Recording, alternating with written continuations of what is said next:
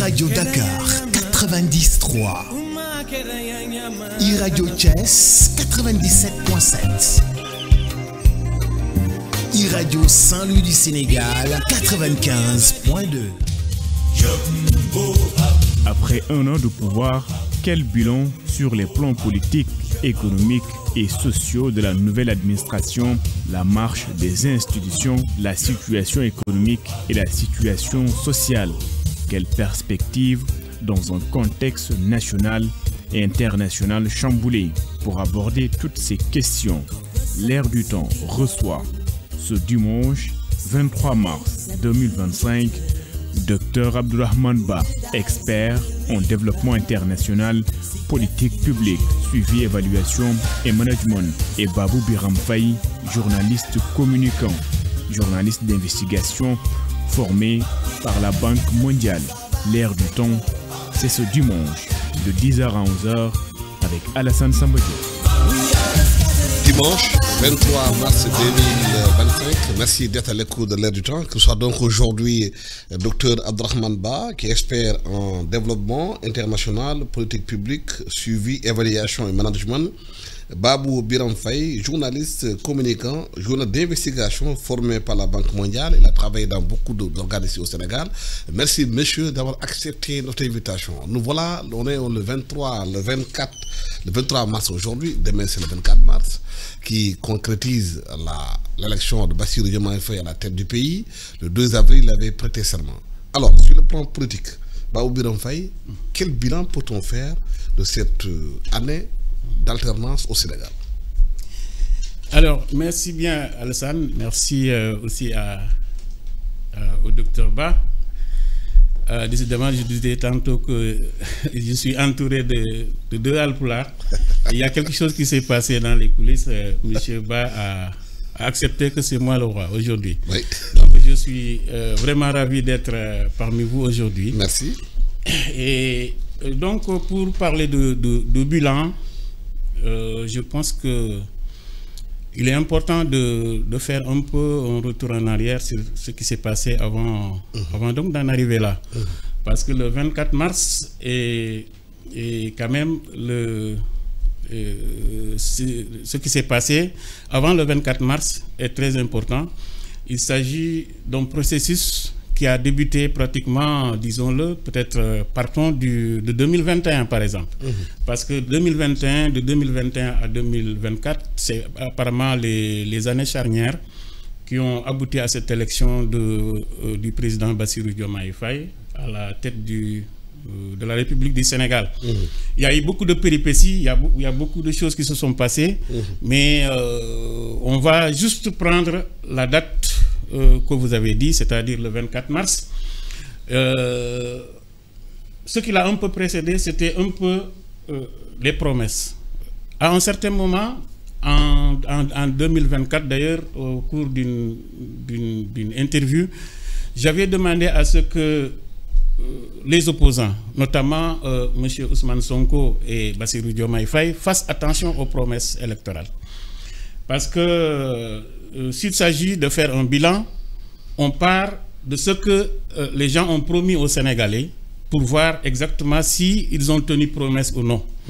Et il s'est trouvé que la barre était vraiment placée très haut avec les opposants qui se disaient être prêts à amener le Sénégal dans une situation meilleure avec des projets vraiment qui sont là et avec des experts, avec tout ce qu'il faut et puis une gouvernance de rupture.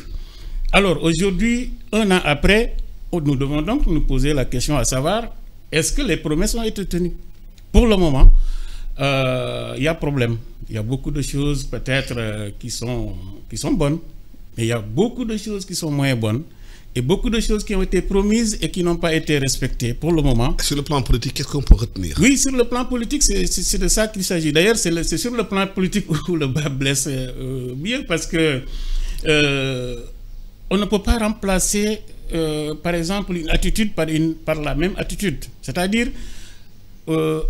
certainement, je ne sais pas, mais les Sénégalais qui ont dû voter pour Diomaye et Sonko avaient voté pour une rupture sur tous les plans, surtout sur le plan politique, Il y a beaucoup de choses qui se sont passées et certainement ils se sont dit qu'ils ne veulent plus que ces choses se passent.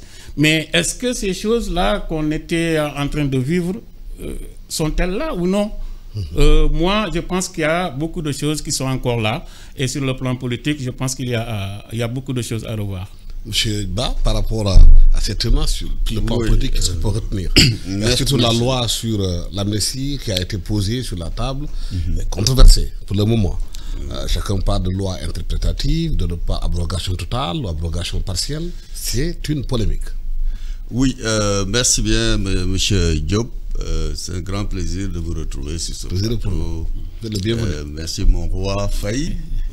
Je vous salue et je suis honoré de partager avec vous ce débat. Oui, je pense que effectivement, quand on regarde le bilan politique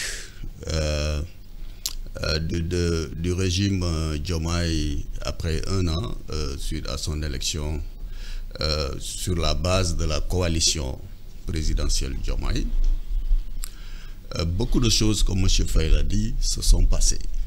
D'abord, il faut noter qu'il y avait une instabilité institutionnelle avec une majorité donc de Benno Bokk Yakaar qui était à l'Assemblée nationale et a bloqué les premières grandes réformes que le gouvernement de Diomaye a mis sur la table, notamment la suppression d'institutions budgétivores comme les 16, etc. Et vous savez que ça aboutit donc au président d'évoquer en fait ses prérogatives après 2 ans de législature de dissoudre l'Assemblée nationale. Maintenant, ça a permis de réorganiser des élections législatives. Maintenant, ce qu'il faut noter au plan vraiment macro, c'est que le Sénégal conserve toujours son standard de démocratie stable. Bon, avec quelques risques avant le départ de Macky Sall, mais les évaluations récentes montrent que nous sommes une démocratie stable. Cependant, il y a eu une victoire, je dirais, trop large de la liste de Pastef. Et donc, on s'est retrouvé dans un cas de figure où la distribution de l'Assemblée nationale est toujours dans l'ordre historique des schémas, une majorité écrasante, même si institutionnellement une majorité pour le gouvernement en place est bonne pour mener les politiques publiques, quand même pour une diversité démocratique et pour la diversité des voix et le débat, le dialogue politique, et il est bon d'avoir une Assemblée nationale qui est structurée différemment. Mais bon, bref, on est habitué à ça. Cela n'a pas amené de blocage majeur. Maintenant, comme vous l'avez dit, une majorité comme ça peut initier des changements de loi, des réformes, effectivement, et cette réforme sur donc l'amnistie qu'avait introduite Macky Sall, je pense qu'il y avait eu des négociations même entre donc l'opposition et Macky Sall avant de voter la loi d'amnistie. Seulement, quand on écoute bien les discours de part et d'autre, il paraît que ce qui s'était passé dans les négociations et dans les coulisses, ce n'était pas ce qui était venu à la table de l'Assemblée nationale. Et la majorité écrasante de Benno Bokk Yakaar a utilisé sa mécanique pour faire passer. Et c'était une promesse de Sonko d'ailleurs, d'enlever ou bien de retirer cette loi, et il était même prêt à répondre à la justice comme tout le monde. Mais je pense qu'il y a eu des débats juridiques, je ne suis pas juriste, qui aujourd'hui ont introduit la notion d'interprétation de la loi. Bon, on va voir ce que cela va donner. Mais ce qui ressort quand on regarde la température politique, c'est qu'il y a des troubles qui commencent à bouger par-ci par-là. La société civile, une partie, en fait, c'est plainte de ne pas être associée au processus de dialogue qui aboutit à cette révision-là. Et aussi, il y a l'opposition qui a prévu de faire des marches. Bon, c'est un bon indicateur parce que la démocratie doit bouger. La société civile doit jouer son rôle. l'opposition doit jouer son rôle et le pouvoir doit gérer. Je pense que tout ça, c'est des ingrédients qui montrent que le Sénégal est toujours à sa place tant qu'on n'est pas arrivé à des niveaux de violence inacceptables. Oui, et par rapport à cette loi d'amnistie, qui est un peu controversée et diversement appréciée selon les uns et les autres, le pouvoir parle de loi interprétative, l'opposition dit que les gens qui sont visés par cette loi, ce sont les forces de défense et de sécurité. On entend un peu partir dans les réseaux sociaux des réactions par rapport à cela. Comment peut-on analyser cela en un an de pouvoir? Oui, c'est ce que je dis souvent. J'en parlais à un ami. Je lui dis que, aujourd'hui, les politiques ont mis le peuple dans un dilemme. Parce que, comme M. Ba l'a dit, il y a quelque chose qui s'est passé. On parle du protocole du Cap Manuel. Et ce fameux protocole, on n'en sait rien. Ce sont seuls les politiques qui peuvent nous dire ce qui s'est réellement passé. Et maintenant, on est obligé d'interpréter. Et ça pose problème. Je pense que si on avait un aperçu sur ce qui s'est réellement passé au Cap Manuel, on pourrait clairement dire que voilà, telle personne n'a pas respecté ses engagements ou telle autre n'a pas respecté ses engagements. Mais apparemment, seul le président Macky Sall et le président Ousmane Sonko savent ce qui s'est réellement passé. Maintenant, on est obligé de subir et ça pose problème. Parce que, comme on l'a dit tantôt, le Sénégal vient d'une instabilité. Avant 2024, vraiment, tous Sénégalais avaient des problèmes pour dormir. Et même la communauté internationale avait l'œil rivé sur le Sénégal. Alors, si on arrive à un moment où les différents protagonistes ont pu quand même faire preuve de dépassement et trouver un consensus sur quelque chose, on avait applaudi. Hein? Maintenant, le problème, c'est pourquoi un an après, on revient sur ça. Et ça fait peur encore parce qu'on se dit que est-ce qu'on ne va pas revenir sur ce qu'on a vécu entre 2021 et 2024? Je pense que la question doit être posée aux différents protagonistes. Aussi bien M. Ousmane Sonko que M. Macky Sall doivent nous éclairer sur ce qui s'est passé réellement et vraiment nous rassurer. Parce qu'on ne voudrait pas vivre ce qu'on a vécu vraiment avant 2024. Quand on a fait l'élection le soir, opposition comme pouvoir, tous les Sénégalais vraiment avaient bien dormi, hein, parce qu'ils se disaient que voilà, enfin, le Sénégal en est sorti. Et le monde entier avait applaudi aussi. Pourquoi aujourd'hui on va revenir sur ça? Ça pose problème. Je ne sais pas maintenant les soubassements politiques du nouveau régime.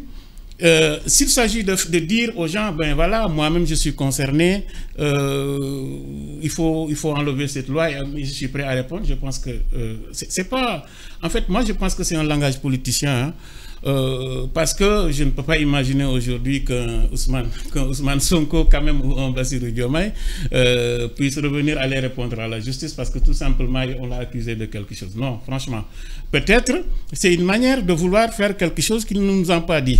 Et ça pose problème. Il faudrait que... parce que ce n'est pas une question de juridisme. Hein. Si on est là à dire, oui, bon, cette loi-là est scélérate, on va dire, oui, c'est un opposant. Si un gars du pouvoir parle, il va te donner des arguments qui peuvent permettre peut-être de légitimer cette loi. Et ça pose problème. Et ce qui inquiète le plus, c'est que moi, j'ai fait une tribune il y a 2 jours et j'interpellais les universitaires, les 222 universitaires qui avaient écrit un manifeste contre cette loi d'amnistie. Aujourd'hui, ces universitaires rasent les murs et ça pose problème dans un pays. Il faut quand même qu'il y ait des gens courageux, des gens intelligents et des gens qui ne sont mus que par les intérêts du Sénégal et qui sont capables de dire quand il y a des problèmes, de dire la vérité et que les gens sachent que ils n'ont pas le droit de faire ça pour le Sénégal, rien que pour l'instabilité du Sénégal. Au moment où ils avaient fait ce manifeste, mais moi, j'avais applaudi. J'ai dit, ben écoute, c'est bon quand même que des universitaires, des gens qui n'ont aucune appartenance politique, puissent quand même donner leur point de vue et ouvrir les yeux aux politiques. Et ça avait réussi peut-être parce que je me suis dit que peut-être ça a permis au président Macky Sall de réfléchir et de dire qu'est-ce que je vais faire vraiment pour sortir le Sénégal de cette situation? Et ça a marché, et on a eu ce fameux protocole-là qui a abouti à la sortie de prison de M. Ousmane Sonko, de Bassirou Diomaye Faye et d'autres. Et ça a quand même permis de tempérer la situation en ce moment, et ce qui a abouti à l'élection donc du président Bassirou Diomaye Faye. Aujourd'hui, ces universitaires sont interpellés. Malheureusement, il y en a beaucoup parmi eux qui ont déjà pris qui ont été bien servis. D'autres sont des directeurs, d'autres sont des ministres, et après, bon voilà, ça... Peut-être que c'est ça, c'est peut-être le but. Il y a beaucoup d'opportunistes, il y en a plein au Sénégal aujourd'hui. Les intellectuels qui sont des opportunistes, qui les postes se positionner, attendre pour la domination de Diomaye. Aujourd'hui, par rapport à la situation économique du pays, quelle analyse peut-on faire un an après? Voilà, merci. Juste avant de reborder... Il faut qu'on évolue, parce que le temps nous est compté. Juste une minute pour dire que la bonne nouvelle, c'est que le Sénégal est un état de droit, avec la hiérarchie des normes. C'est-à-dire que généralement, tout se règle en matière de droit, et que le Conseil constitutionnel est là, et que de manière ultime, le peuple règle les problèmes. Si on sent qu'un régime ne respecte pas le droit, vous voyez ce que les Sénégalais font, ils sanctionnent. Donc je pense que c'est des débats qui vont venir, qui vont éclaircir, mais le Sénégal reste un état de droit, et ça va bouger, mais la situation va se calmer. Et l'économie du pays? Voilà. Sur le plan économique, je pense que le régime a hérité d'une situation catastrophique. Qui a atteint son summum avec la révélation de la Cour des comptes sur le maquillage des comptes publics. La dette publique du Sénégal aujourd'hui est à 99,67% du PIB. Contesté encore par l'opposition. Hein? Voilà, c'est un faux rapport aussi, ce qu'il dit. Voilà, qui est de 18 milliards 560 milliards de francs CFA de dette. Et ce qui est ici extrêmement grave, c'est qu'on a dissimulé des prêts bancaires internes qui ne sont pas tracés, des surcoûts extrêmement importants sur des grands programmes, mais aussi des tirages de fonds au niveau international qui n'ont pas été rapportés. C'est les trois composantes du dépassement. Bon, un pays sérieux doit avoir des statistiques de ce niveau qui sont stables. Ce qui s'est passé, c'est qu'on a déclaré d'abord, sous l'ancien régime a déclaré 76 à 74 et 76% du PIB. Le nouveau gouvernement est venu, le ministère de l'économie, le ministère du budget a déclaré 83% et la Cour des comptes a déclaré 99%. Est-ce que nous sommes sérieux? Et je pense que là, le gouvernement a manqué d'agir. Parce que voilà une bonne occasion de sanctionner tous ceux qui étaient impliqués dans l'élaboration de ces indicateurs macroéconomiques. Donc ça, c'est le premier constat. Le deuxième constat, c'est que le gouvernement a hérité de grands chantiers sur des grands projets qui sont en cours. Donc, ils demandent des financements additionnels. Et vous êtes tous au courant qu'actuellement, il est très difficile. Le gouvernement a une marge de manœuvre extrêmement faible pour lever des fonds à l'international. Ils ont levé des fois très rapidement au niveau privé pour faire face à des problèmes de paiement interne. Et ça met le gouvernement dans une situation extrêmement difficile. Et dans cette dynamique, on a des fonds avec des taux importants. Voilà, des taux extrêmement importants avec la dégradation de la note du Sénégal par Moody's et Standard & Poor's récemment. Et je pense qu'on pourra toujours avoir le temps d'analyser la communication qui a été faite autour de ça, parce que la communication aussi a des impacts. Mais ce qui est important, c'est qu'on a maintenant une stratégie qui est mise en place par le gouvernement, mais le gouvernement a pris des réformes majeures. Je pense que la première réforme était la suppression d'institutions budgétivores, 16 et au Conseil des territoriales. Et aussi le gouvernement a pris des réformes au niveau de la pêche. Donc ils ont imposé des négociations pour revoir les contrats avec l'Union européenne et réserver les 12 000 miles de nautiques pour la pêche artisanale et les pêcheurs sénégalais. Cela a eu un impact important sur la pêche.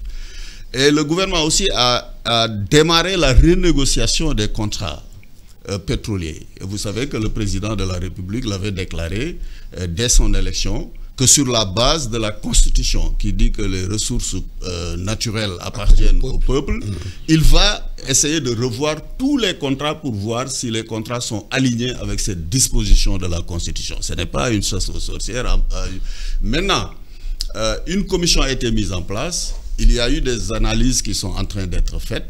Et aussi, l'autre aspect important, le gouvernement a publié tous les rapports d'audit depuis 2019 sont devenus publics. Et les audits en cours sont aussi en cours actuellement. Et vous êtes en train de découvrir avec les Sénégalais ce que donc le tribunal financier est en train de faire pour arrêter tout ce qui était impliqué dans les malversations financières.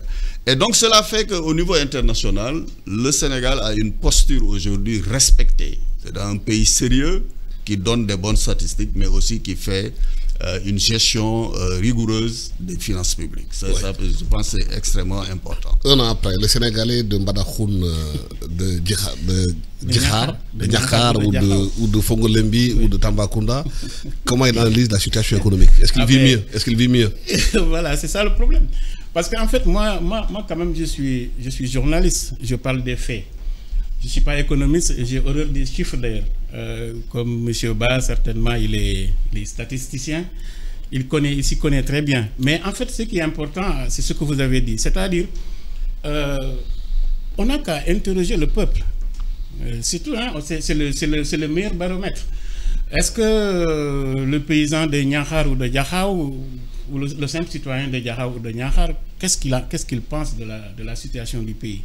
Et de sa réponse, on pourrait vraiment comprendre ce qui se passe réellement. Alors, il s'est trouvé que à chaque fois qu'on entend les tenants du pouvoir parler, ils jettent l'opprobre sur l'ancien régime. Je suis d'accord, hein, c'est de bonne guerre. Parce que, mais en fait, c'est pourquoi à chaque fois que j'écris, je dis attention à l'effet boomerang. C'est important. Parce que les gens peuvent vouloir peut-être incriminer l'ancien régime, mais ils ne savent pas que aujourd'hui, c'est eux qui ont les rênes du pouvoir. Ils sont obligés de gérer le Sénégal. Quelle que soit la situation, ils sont élus pour ça. Et puis, de toute façon, les autres, on ne les a pas réélus parce que tout simplement, peut-être la majorité n'a pas été satisfaite. C'est tout. C'est ça la vérité. Maintenant, les gens qui sont venus, au lieu de réfléchir sur comment faire pour élever la barre, comment faire pour redresser les choses, s'ils se mettent à chaque fois à dire c'est l'ancien régime qui a fait ceci, qui a fait cela. Mais un an après sur le plan économique, est-ce que le Sénégalais vit mieux? Est-ce qu'il se soigne mieux? Est-ce qu'il éduque mieux ses enfants? C'est ce que est-ce qu'il gagne plus d'argent? Est-ce que la vie au marché est devenue accessible ou pas? On est tous des salariés. Là où on est des salariés. On n'a qu'à s'interroger nous-mêmes. Est-ce que le panier de la ménagère a quand même... Vous, en tant que père de famille, en tant que père de famille, est-ce que votre vie a changé quelque part? Exactement. Vous avez gagné plus d'argent? En mieux ou... Non, au contraire. C'est vraiment le contraire. Actuellement, je pense que si on interroge 90% des salariés, ils savent qu'ils n'ont pas mieux que ce qu'ils avaient avant. Et à la fin du mois, nos braves dames qui vont au marché savent quand même que les choses n'ont pas évolué, pour ne pas dire sont pires qu'avant.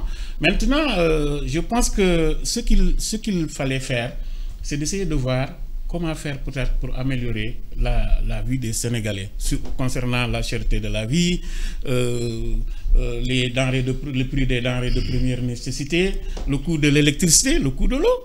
Mais actuellement, les factures ont flambé. Hein. Ça, quand même, c'est un constat qui est là. Et puis, bon, on ne peut pas dire que, l'ancien régime a fait ceci et a fait cela, et qu'on se mette là à dire tout doit être mis sur le dos de l'ancien régime. C'est pas pour ça que les gens ont été élus quand même, oui. je pense. Monsieur Ba, par rapport justement à la situation des Sénégalais de tous les jours, qui vivent tous les jours, qui demandent à ce que leur vie soit améliorée, malgré le diagnostic macro qui a été fait, du point de vue du constat qui a été fait, et beaucoup de licenciements.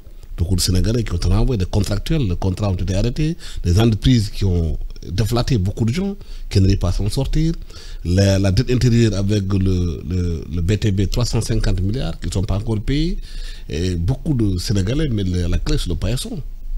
Oui. D'abord, je voulais dire que, en fait, la première mesure qui avait été prise par le gouvernement dès son installation, c'était de baisser les prix de certaines denrées de première nécessité. Le pain, l'huile, etc. Oui, mais qui n'a pas eu beaucoup d'impact. Aussi, ça a eu d'impact. Lendemain, Je vais vous dire l'impact. Le prix, moi je viens de Kaolack comme ça. Je suis père de famille comme tout le monde. Là, je suis de Canel, hein. Voilà, moi je suis de Danchadi. On m'appelle tous les... Je suis de Danchadi aussi. Je viens de Danchadi. Et ce qui se passe, c'est que dans le prix du pain, il y a une réduction de 25 francs sur la miche de pain. Et en moyenne, un ménage au Sénégal consomme autour de 10-15.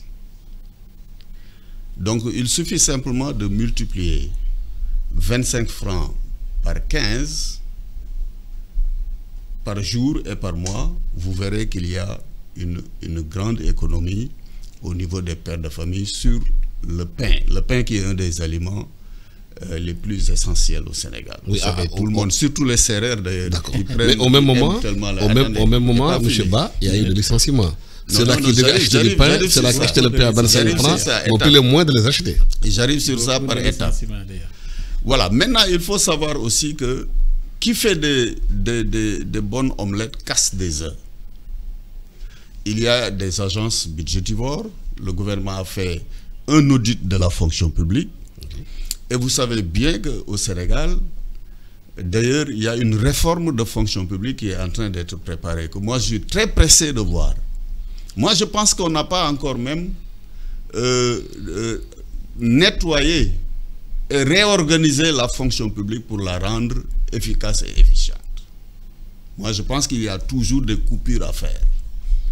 Maintenant, ce qu'il faut dire, c'est que le Sénégal a fait de partenariats avec des organisations internationales, avec le secteur privé pour construire des infrastructures.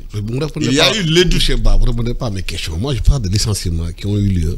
Les Sénégalais qui ont été licenciés de façon massive, on parle de 3 000 à 5 000 licenciements, des contractuels, qui sont remplacés par d'autres personnes. C'est ça.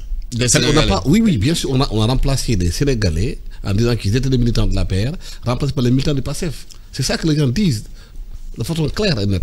Non, moi, je veux vous répondre à ces questions-là. Le Macron, là, c'est bien beau. Moi, je n'ai pas l'information. Oui, je n'ai pas cette information. Mais ce que j'ai dit tout à l'heure, c'est que dans un pays aussi, il faut éviter l'hégémonie politique. C'est-à-dire, il faudrait que le gouvernement qui est en place, le régime qui est en place, soit là pour tout le monde. Je suis tout à fait d'accord avec ça. Je ne suis pas d'accord quand on licencie des Sénégalais pour des raisons politiques et qu'on installe d'autres Sénégalais parce qu'ils appartiennent à un autre parti politique. Mais je n'ai pas l'information pour le confirmer. Je ne pense pas que le gouvernement l'ait fait. Ah bon? Jusqu'à ce que j'ai un rapport d'audit ou bien des Sénégalais qui sont impactés par ça qui viennent le dire. Parce qu'il y a trop de rumeurs actuellement qui circulent. Oui, il y a le Rassemblement des travailleurs du Sénégal qui a fait une conférence de presse pour en parler. Non, si tel est le cas, ce que je dis, je le répète, on ne doit pas revenir sur l'hégémonie politique au Sénégal. On doit être dans un pays bien gouverné, démocratique, et qui travaille pour tous les Sénégalais, quelle que soit leur origine politique, quelle que soit leur origine ethnique, quelle que soit leur région. C'est ça le Sénégal. Et sur le plan social aujourd'hui, qu'est-ce qu'on peut dire? Voilà, parce que le Sénégal est un pays construit sur la base de cousinage à plaisanterie entre Sérère, Poulard et Toucouleur, Diola et tout. On a l'impression que ça s'effrite dans ce pays-là, qu'on se parle plus, que le pays est divisé. Il y a les Sénégalais d'en haut, les Sénégalais d'en bas, les bons, les mauvais. On est dans une situation manichéenne dans ce pays aujourd'hui. Exact. Je pense que moi, je suis bien placé pour parler de ce sujet. Pour deux choses.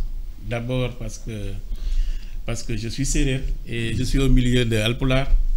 Et donc, je peux parler comme je veux à Alpolar ou en Diola, Bien sûr. quel que soit son rang social. C'est ça le Même Sénégal. que ce soit le président de la République ou pas. Bon, en fait, on nous raconte que le président Léopold Sédar Senghor, quand il venait le matin au bureau, il passait devant les plantons et les cuisiniers qui lui disaient il y a du pain à l'intérieur. Il dit non, moi je préfère le tchéré. et ça, franchement, je pense que c'est ce qui a fait l'exception sénégalaise. C'est le Sénégal qu'on aime. Malheureusement, sur le plan social, je ne sais pas si peut-être c'est la mentalité qui a changé ou tout, mais les gens ne font plus attention à ce genre de choses. Vous parlez tantôt de licenciement. Est-ce que les gens mesurent ce que peut faire une seule personne licenciée dans une famille? Une seule personne licenciée dans une famille vraiment met en situation difficile au moins 10 personnes ou plus dans une famille. C'est ça le Sénégal. Et donc, on ne vit pas dans l'individualisme. On est dans une communauté. De telle sorte que si on licencie une seule personne, on peut avoir même fait mal à tout un village. Je suis villageois. Je sais que les premiers salariés à l'époque, vous voyez dans un village, il y avait 1 ou 2 salariés. Et ces 2 salariés, c'est eux qui faisaient la fête pour tout le village. Aujourd'hui, peut-être on a dépassé ça. Dans tous les villages, il y a des fonctionnaires, il y a des salariés, des gens qui ont des salaires. Mais si ça continue comme ça, je pense qu'on règle un problème en créant un autre. C'est-à-dire, on dit, OK, bon, les gens qui sont là, ils ont été employés parce qu'ils sont de l'autre côté. Et maintenant, on emploie d'autres qui sont du régime actuel. Ça pose problème. Étant donné que tous ceux qui sont en train d'être licenciés sont aussi des Sénégalais. Monsieur Ba, si vous dites que vous n'êtes pas au courant, je comprends. Il y a une semaine, je pense que c'est l'AIBD a déclaré avoir été obligé de diminuer son personnel. Le ministère des Mines, je pense, l'énergie, quelque chose comme ça, il y a un collectif même qui est né pour ça. Moi, je suis bien placé, je le disais, parce que j'ai intégré le syndicat, le STESU, au niveau de l'université Gaston Berger de Saint-Louis, et je suis le responsable de la cellule des cadres du STESU. Donc, je suis mieux placé pour comprendre ça, et je l'ai fait uniquement pour comprendre, parce que je comprends très bien, étant du monde rural, ce que fait, par exemple, perdre son emploi à une personne, à une famille, ça pose problème. Je pense que le nouveau régime doit vraiment réfléchir sur ça et faire de telle sorte que quand même, je suis d'accord que quand quelqu'un a quelque chose on nous dit par exemple qu'on le lui enlève, il n'y a pas de problème. Mais quand même quelqu'un, un Sénégalais, comme tout le monde, qui a son emploi, qui a fait peut-être 5 ans de travail, et après on vient un jour, on dit, ben écoute, c'est une liste de l'APR et il faut les gommer. Et maintenant, là où le bas blesse, c'est ce que Alassane vient de dire, ce n'est pas seulement le fait de dire, en fait, ce qu'ils disent en fligrant, ils disent que voilà, il faut qu'on essaie de rationaliser. Mais en vérité, ce n'est pas de la rationalisation. Parce qu'on ne peut pas rationaliser en licenciant des gens et après en amenant d'autres, ça pose problème. Ce qui veut dire que donc, c'est ce que vous avez dit dès le départ, il faudrait quand même qu'on réfléchisse en sénégalais et non en politique. Si on réfléchit en politique, toujours, ce sera l'éternel recommencement. On va venir, les gens du PASTEF vont dire, bon, il faut que les gens de l'APR dégagent et qu'on s'y mette. Et demain, si quelqu'un vient aussi, il va dire, ben, les gens de PASTEF n'ont qu'à aller voir ailleurs. Et ça, c'est pas, je pense que c'est pas ça un pays. Un État, c'est une continuité. C'est même pas décent de réfléchir en termes des gens de. Non, non, non, c'est des Sénégalais. On est tous des Sénégalais. Il y a des socialistes de Senghor ou de Abdou Diouf qui sont encore là et qui servent le Sénégal, qui servent le pays. Donc, étant donné qu'ils sont capables de faire quelque chose pour là où ils sont, s'ils ont les connaissances qu'il faut, je ne sais pas, même ça peut être de la force, parce que les dockers n'utilisent que leur force pareille pour travailler au port. S'ils sont ça et qu'ils sont des Sénégalais, pourquoi les enlever pour les remplacer par d'autres Sénégalais? Ça pose problème. Vraiment, je pense que le nouveau régime doit réfléchir sur ça. Maintenant, qu'est-ce qu'il faut faire sur le plan international? On est dans un contexte international complètement chamboulé, où les règles bougent, où les fondements même du système international sont en train de bouger avec l'arrivée de Trump, compte tenu de la situation interne du Sénégal. Quelles sont les perspectives? Oui, merci bien, M. Diop. Effectivement, il y a eu un tsunami au niveau international avec l'arrivée du président Trump au pouvoir aux États-Unis. Donc avec tous les corollaires qui ont suivi, c'est-à-dire la coupure de l'aide internationale, la suspension qui est devenue une coupure. Et c'est l'aide internationale, c'est à peu près un peu moins de 1% du budget américain. Et pour l'Afrique, c'est à peu près 16 milliards de dollars américains par an. Donc si tout cela est-ce que ce n'est pas une dépendance trop grande dépendance de l'aide internationale? Oui. Qu'est-ce qui fait que des pays qui ont tout, qui ont de l'eau... Non, c'est pas, les 16 milliards ne représentent pas... Ça représente, par exemple, pour le Sénégal... Non, je parle de façon globale. De façon globale. Nos pays qui ont des ressources, qui ont tout, qui ont de l'eau, qui ont de l'électricité, qui ont, par exemple, de la terre, qui ont du foncier, qui ont des ressources. Comment on peut baser son développement sur l'aide internationale? Non, c'est pas, il ne faut pas interpréter ça comme une aide internationale. C'est un partenariat. Oui, c'est une aide. Et vous savez que les États-Unis ne sont même pas le premier partenaire du Sénégal. Oui. Le premier partenaire du Sénégal, c'est la France. Donc, que ce soit au niveau bilatéral. C'est la France qui perd de la place. Voilà, la Chine qui arrive. La Chine est deuxième. Et la Turquie. Avec les BTP. Et avec les financements et beaucoup de projets d'infrastructure. Et aussi, mais la France demeure toujours le premier partenaire. Les États-Unis sont le troisième partenaire du Sénégal. Et quatrièmement, nous avons maintenant les pays du Golfe, la Turquie.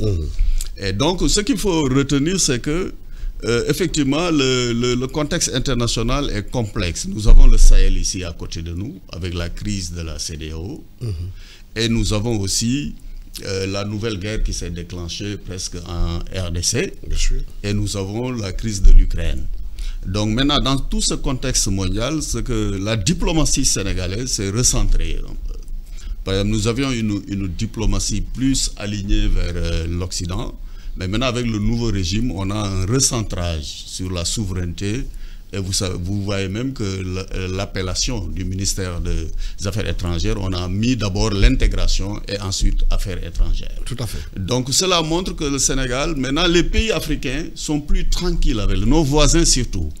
Parce que quand le président Macky était là, ils avaient un peu de crainte d'intervention, ils avaient des craintes, mais avec l'arrivée de Diomaye, qui s'est aligné sur la ligne de la CEDEAO, mais qui a pu dialoguer avec les pays de l'AIS. Et récemment, avec l'arrivée de Draman au Ghana pour renforcer Diomaye, vous voyez qu'en fait, nous avons des négociations en cours en Afrique de l'Ouest. Cela impacte sur notre diplomatie. Mais quand vous allez à l'intérieur de l'Afrique, vous voyez que les gens sont plus à l'aise, plus confiants avec le nouveau régime sénégalais qui est un régime panafricain qui travaille pour l'intégration africaine. Et nous pouvons en tirer profit au niveau du commerce sous-régional. Maintenant, sur l'impact, en fait, sur la mobilisation financière au niveau international, il n'y a pas de grande crainte.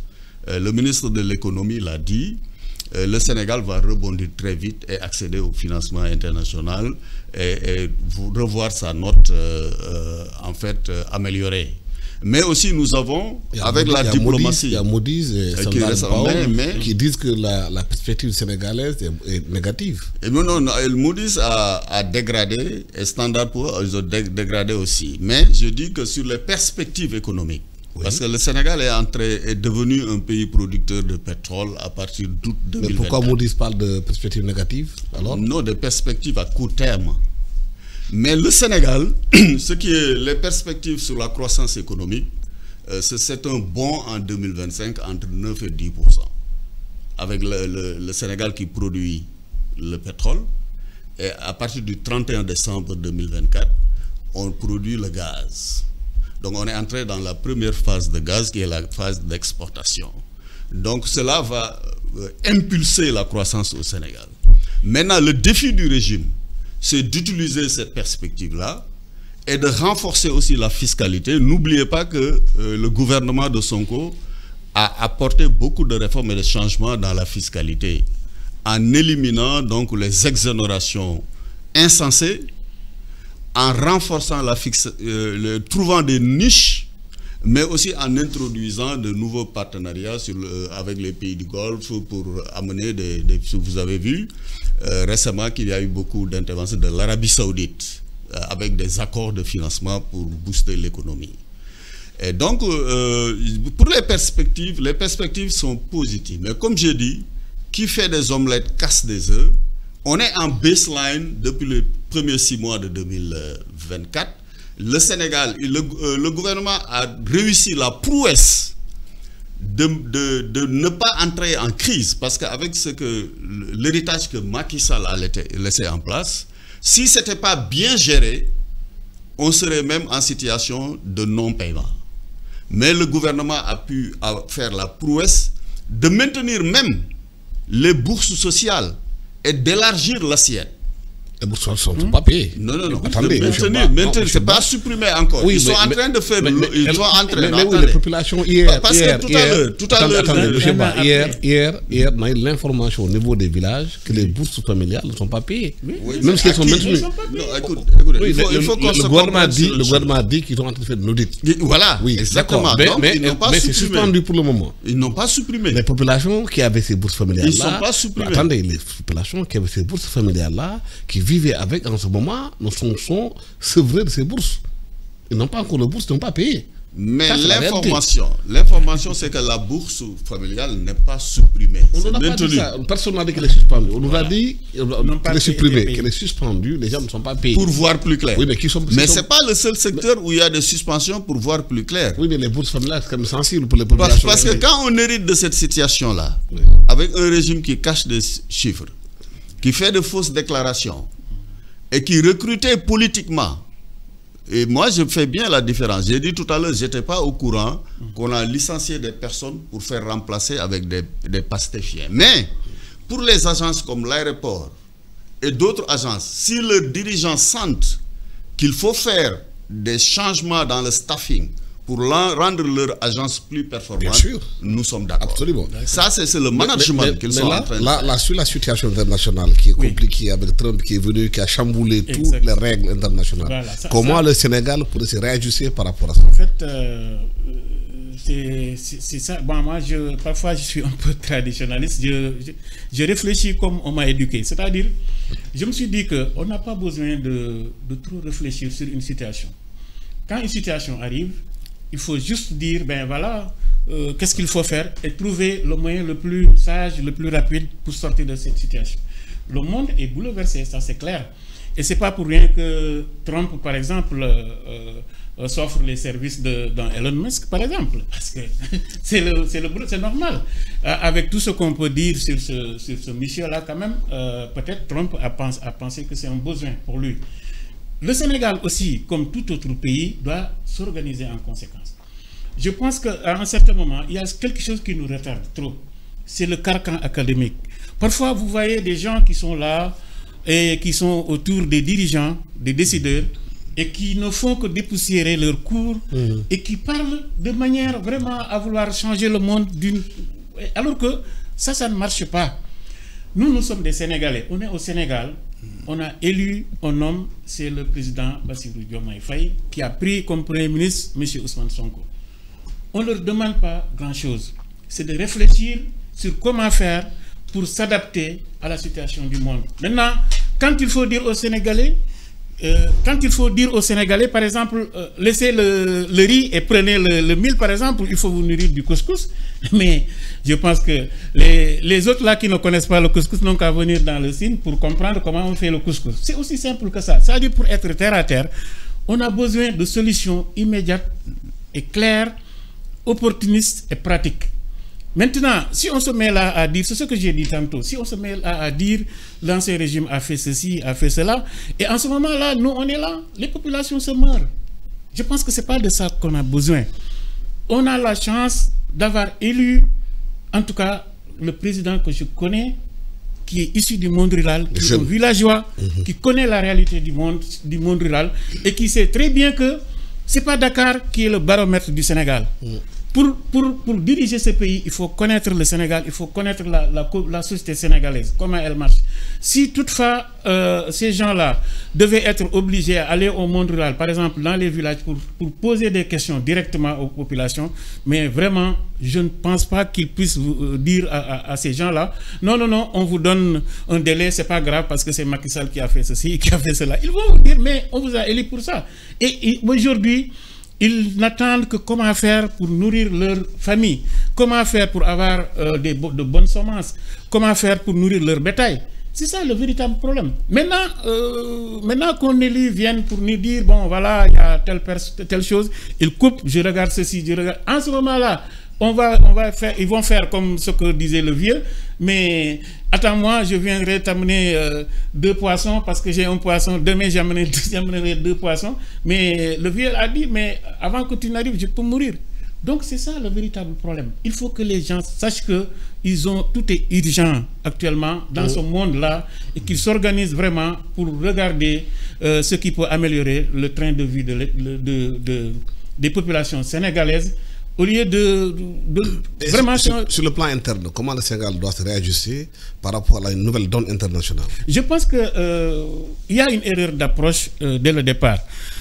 Les gens ont trop... C'est pourquoi j'ai parlé dès le départ des promesses électorales. Ils ont trop parlé de souverainisme, alors que souverainisme ne veut pas dire... Souveraineté ne veut pas dire souverainisme. On ne peut pas s'enfermer. Le monde actuellement, même les États-Unis, le pays le plus développé du monde, a besoin d'autres pays pour vivre. C'est le pays le plus endetté d'ailleurs. On ne peut regarder depuis lors si les gens nous vendent par exemple le souverainisme en disant, j'avais entendu dire, je pense que c'était le président Ousmane Sonko qui disait que je n'ai pas besoin de sortir du pays pour développer le Sénégal. Non, c'est une erreur grave. Comment on peut développer un pays en restant ici? Qu'est-ce qu'on a pour pouvoir se développer et pouvoir faire ce qu'on doit faire? Non, il faut sortir. Il faut faire ce que Senghor disait. C'est pas seulement dans la culture. Il parlait d'enracinement et ouverture. C'est pas seulement dans la culture. C'est-à-dire qu'il faut être souverain. Il faut vraiment protéger tout ce qu'on a de bien. Mais maintenant, il faut s'ouvrir pour aller chercher ce qu'on n'a pas. Et c'est ça qu'il faut faire. Mais on ne peut pas rester là figé et dire tout simplement, depuis 1 an, vraiment, c'est telle personne qui a fait ceci, telle personne. Des fois, même, on arrive à un moment où ils ne peuvent même pas travailler parce que tellement il y a des divisions, la société est divisée, il y a tellement de problèmes. Et vous ne savez pas que, ils ne savent pas qu'une personne offensée, c'est une communauté offensée. C'est comme ça que le Sénégal marche. Moi, en tant que Sérère, membre d'une famille, mais dès l'instant qu'on me fait certaines choses d'injustes, mais ma famille est adversaire aussi, hein. Et au-delà, même ça peut aller jusqu'à une communauté, hein, et ça pose problème. Donc il faut réfléchir, il faut faire les choses, mais de manière intelligente, de manière... Tout ce là qu'on fait, par exemple, sur la reddition des comptes, vous pouvez ne pas se faire. Les gouvernants ont les moyens et ont la possibilité de régler ce problème-là sans pour autant que moi, en tant que citoyen lambda, que je ne sache ce qui s'est réellement passé. Ils ont la possibilité de faire des médiations pénales ou je ne sais pas comment faire peut-être pour faire revenir nos ressources. Hein, parce que moi, en tant que bon Sérère, je ne dirai jamais M. Ba a volé, il faut le laisser. Ça, je ne le dirai jamais. C'est-à-dire, tout le monde est d'accord sur la reddition des comptes, mais maintenant, il faut savoir que aussi, pour gérer un pays, un opposant n'est pas un homme d'État. Pour être homme d'État, il faut savoir comment faire, il faut pardonner, il faut savoir gérer les problèmes sans pour autant être revanchard, des choses comme ça. Mais il y a des choses qui nous retardent. Et depuis 1 an, on est là, on parle que de... Voilà, ils ont volé l'argent du pays, ils ont fait ceci, ils ont fait cela. D'accord, ils l'ont fait. Mais maintenant, on passe à autre chose, vraiment. Je pense que sur le contexte international, qu'est-ce qu'il faut faire pour que le Sénégal puisse évoluer, vu la situation internationale qui est très compliquée aujourd'hui? Voilà, le Sénégal n'a pas de difficultés au niveau international. Le contexte international est compliqué pour tout le monde. Mais vous voyez bien que tout à l'heure, je vous ai dit que nous avons un partenariat qui est divers. Est-ce que la diplomatie internationale sénégalaise est à la hauteur des enjeux aujourd'hui? Voilà, la diplomatie, comme je dis, il y a un recentrage sur l'intégration africaine et le travail avec d'autres partenaires. Est-ce qu'il y a un acte majeur que la diplomatie sénégalaise a posé sur le plan africain? Quel est cet acte? Dis-moi. Mais l'acte majeur, c'est que d'abord, soutenir l'Afrique, maintenir la position diplomatique internationale du Sénégal à l'ONU. Parce que malgré les discours... Moi, je parle de l'Afrique, moi. D'Afrique, effectivement, ça a des impacts sur l'Afrique. Le Sénégal joue toujours son rôle sur le plan international en Afrique. Avec nos voisins, vous voyez bien que le président, dès qu'il est élu, il a visité l'ensemble des voisins qui sont à côté de nous, notamment la Mauritanie, avec notre projet commun et aussi notre fleuve partagé. Il a visité la Gambie, il a visité tous les voisins de l'Afrique de l'Ouest et qui le respectent et qui sont moins méfiants maintenant par rapport à la diplomatie sénégalaise, avec ce discours africain et un président jeune qui reflète la démographie africaine. Ça, c'est un atout précieux. Et nous avons une chef de diplomatie aussi qui a l'expérience internationale, a collaboré avec ces institutions.